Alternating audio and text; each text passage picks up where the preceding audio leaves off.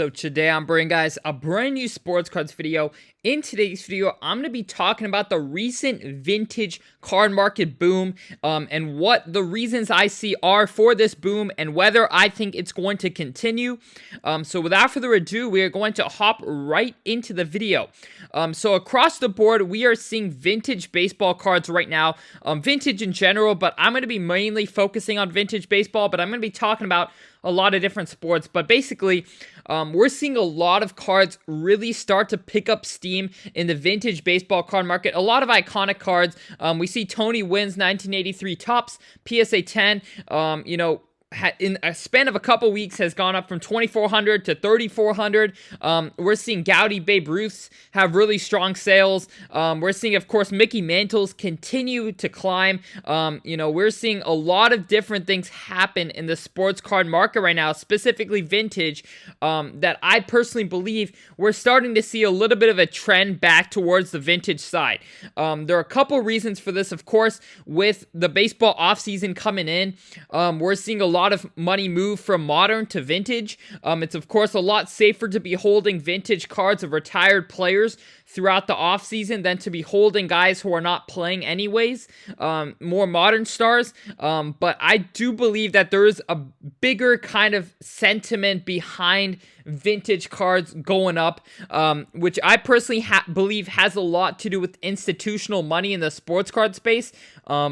As you guys know, Fanatics has recently pretty much taken charge of the sports card hobby, where they are really, I would say, trying to take over every single angle. And what I believe this does, whether collectors like it or not, I think what's happening is that a lot of other institutions and companies are getting more excited about the upside, in the financial aspect of the hobby. And a lot of people are going towards a lot of iconic cards to hold, because if Fanatics does take the hobby to the next level, these are going to be the cards that are the first to really bounce up, in my opinion, just because of how iconic they are, how low population they are. If you look at like this Rickey Henderson 1980 Topps and a PSA 10, there are 26 of them. If the sports card market continues to grow and more companies and institutions come in with higher budgets, there's definitely going to be more than 26 buyers.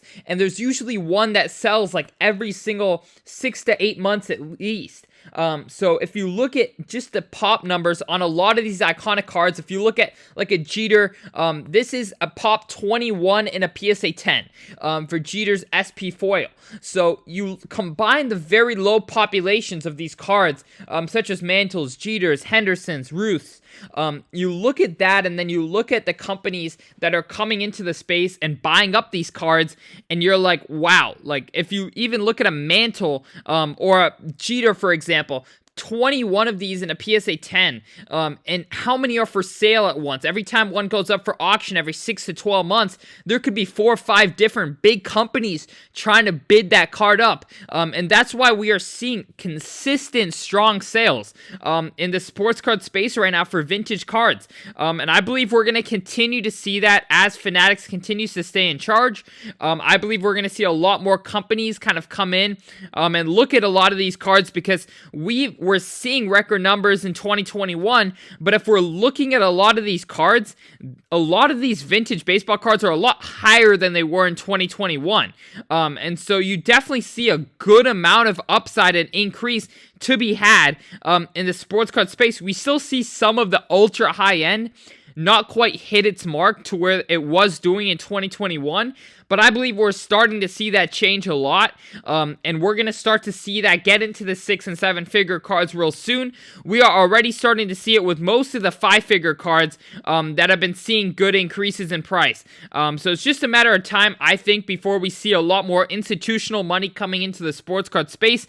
And if you're positioning yourself in some of these ultra high-end low pop cards, I think you're going to be set to do really well with a lot of these companies spending more and more money in the sports card space.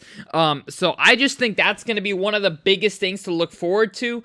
in terms of investments.